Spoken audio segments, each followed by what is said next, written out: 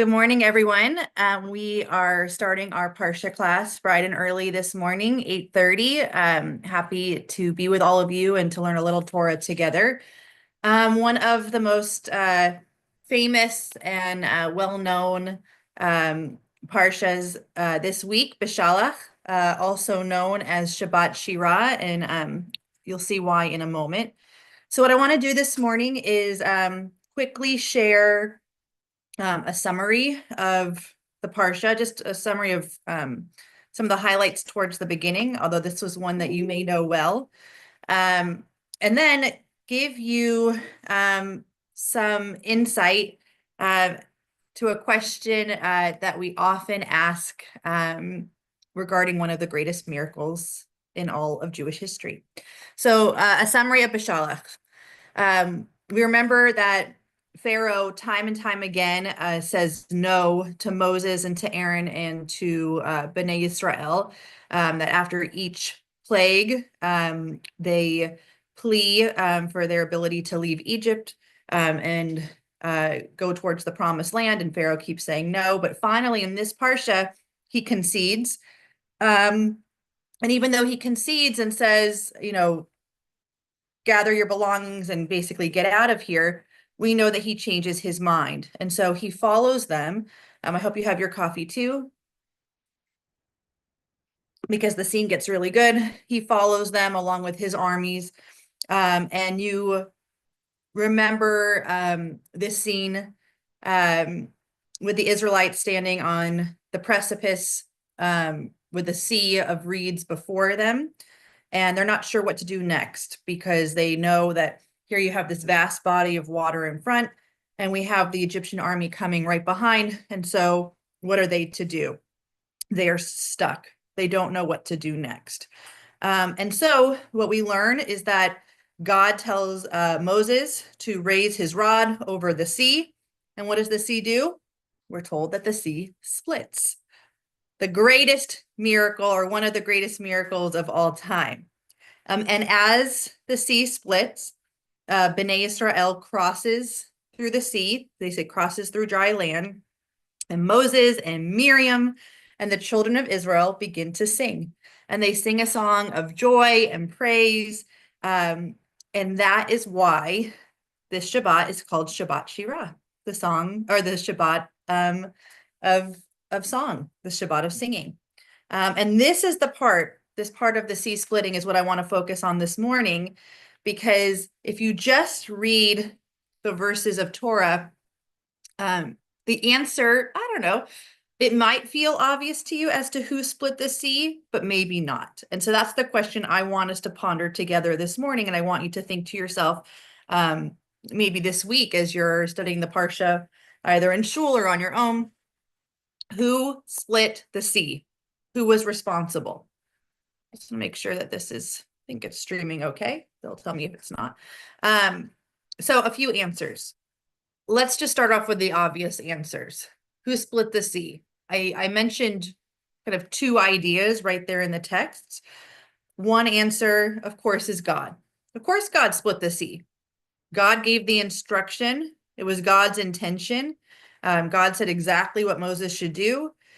And if you will, we had just seen the might of God through the plagues, but now we see the real might of God through, this experience of allowing Bnei Israel to walk towards freedom. So God's the obvious answer. That's number one. And maybe it's God all along, but we'll see. We'll leave that for the end. Of course, the second answer, I think all of us would say, is Moses. Moses split the sea.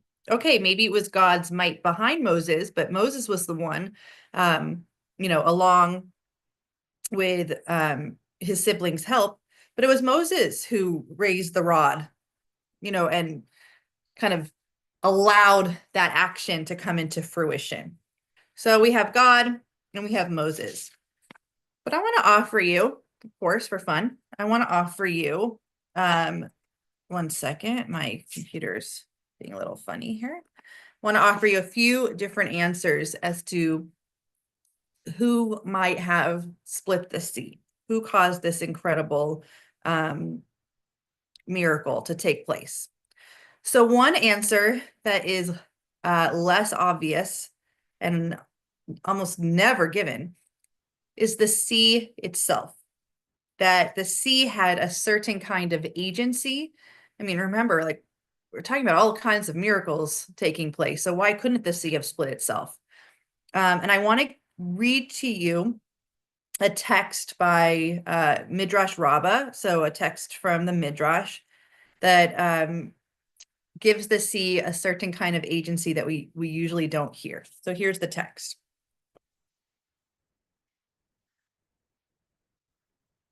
Certain kind of personification.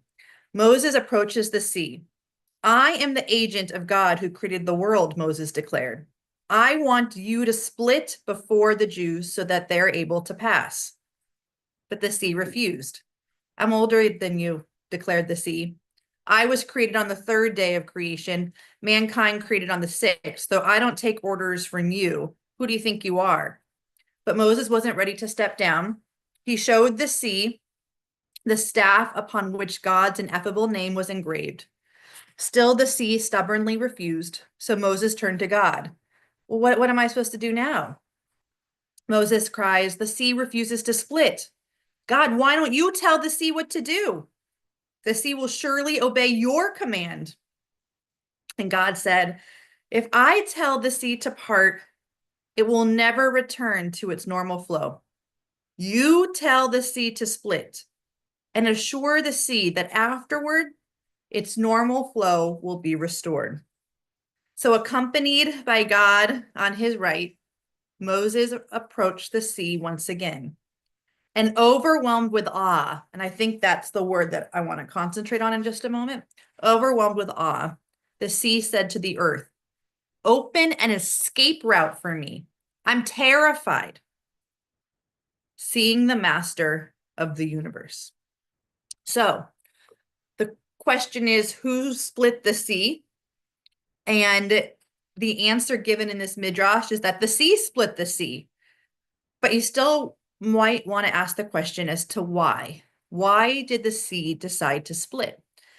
And I was thinking about this piece of midrash and was kind of frustrated by it because it wasn't that the sea split out of compliance.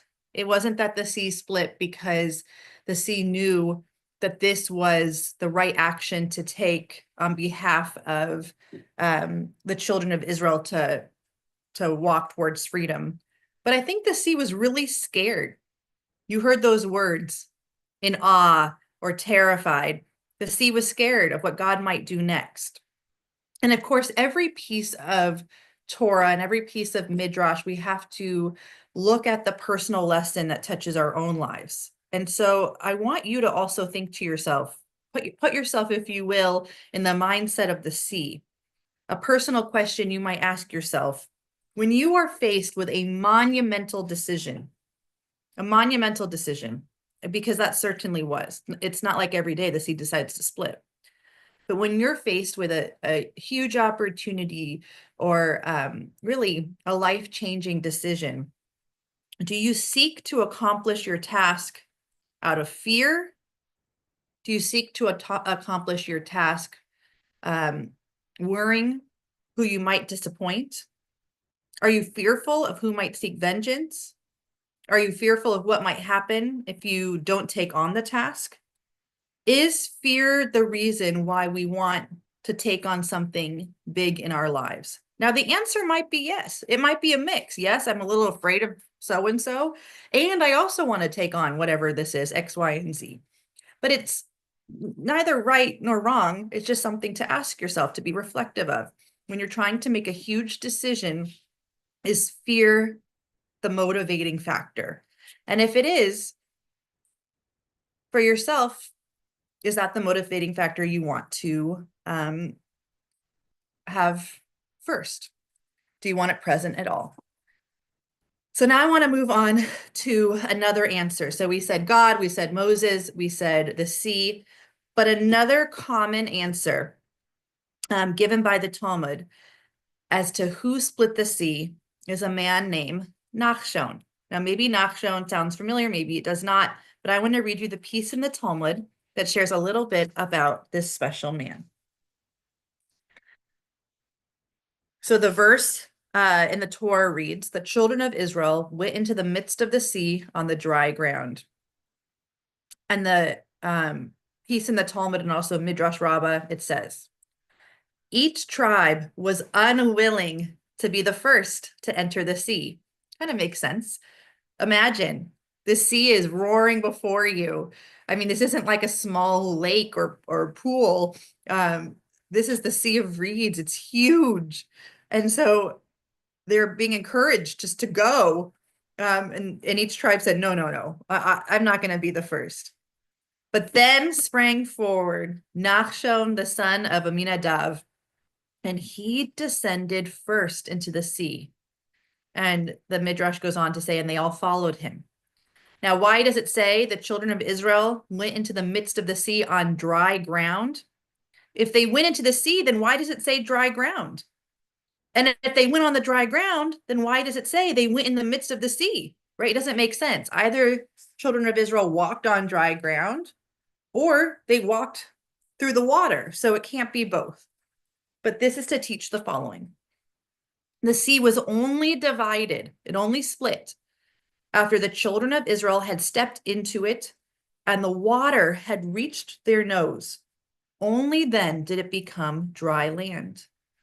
The daughters of Israel passed through the sea, holding their children with their hands. And when they cried, I love this imagery. When the children cried, their mothers would stretch out their hands and pluck an apple or a pomegranate from the sea and give it to them. So I'm not focusing on that piece, even though I love that image. What I want to focus on is this idea of Nachshon. So what happened?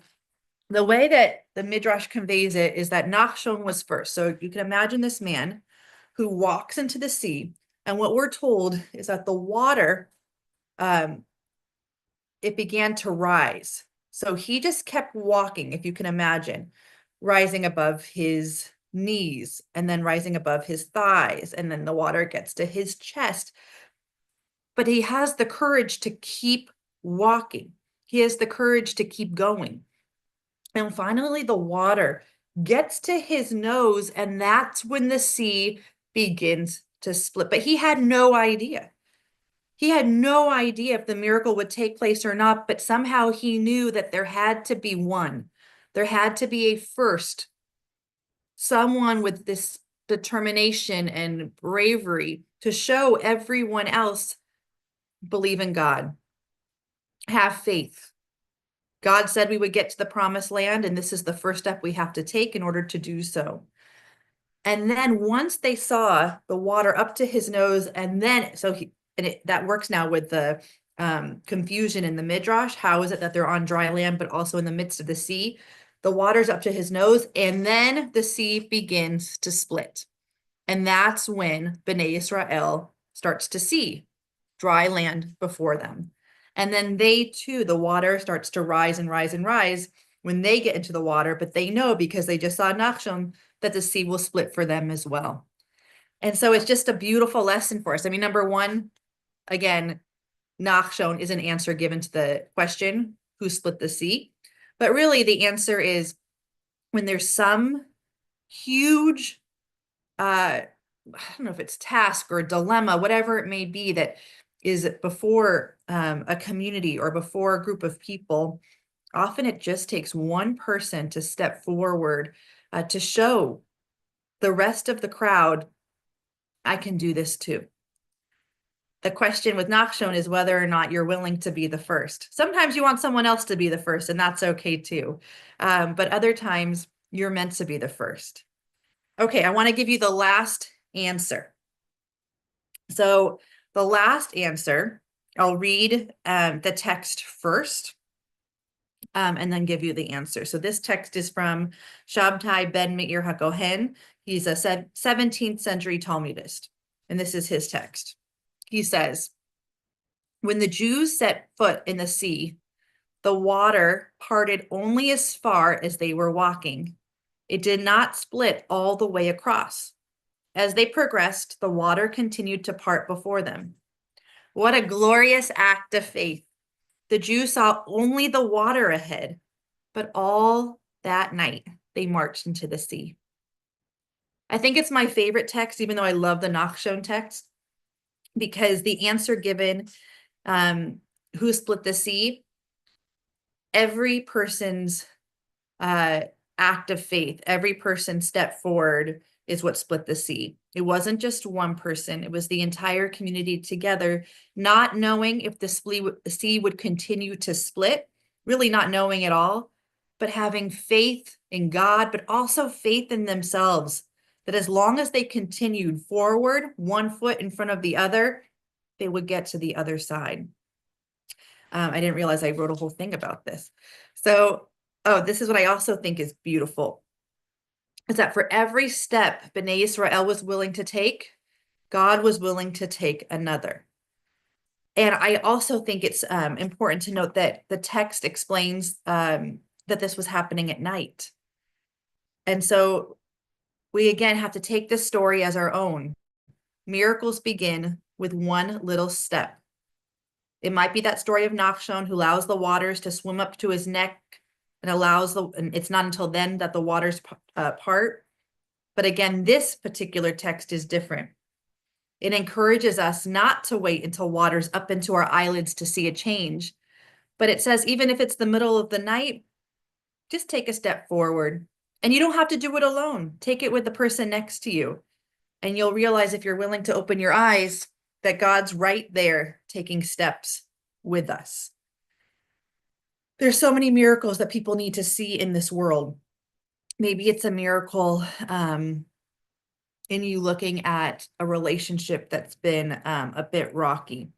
Maybe it's overcoming an addiction. Maybe it's trying to overcome a personal struggle that has taken years to even admit having. But the rabbis are showing us in this particular commentary that taking one step is much harder than people realize. I mean, imagine taking those steps one by one, and just as you take one step, the sea parts a little bit further. But if you are willing to take that first step, and if you're willing to have faith in God, it shows that the relationship is reciprocal, that God's willing to have faith in us. So the journey of creating a miracle begins when we're willing to step into the sea. So I know I started off with that kind of silly question, who split the sea? I mean, I don't know if it matters or not, but the rabbis seem to think it mattered, because they saw that question as offering answers to much bigger questions. Questions like, as a human being, what am I capable of? Can I personally move mountains to make the impossible possible? What extraordinary things can my ordinary hands master? Whether it's conquering one's own demons, whether it's conquering those voices that often tell us that we're not good enough or strong enough or rich enough, or reminding ourselves that God has faith in us, that you personally can change your life one step at a time. Whether it's jumping into someone else's life or lending our hands and our hearts when someone needs it the most, we have to ask the question, who split the sea, to remind us that we are each capable of making an incredible impact in this world. So if God believes that we can do that, perhaps the real question we should be asking this morning is, why don't we? So I hope you enjoyed that brief, but I hope impactful text study this morning. 18 short, but I hope enriching minutes that allowed you, and I know for myself as well, to think a little bit more about the ways that Torah touches our lives. Thank you so much for joining this morning.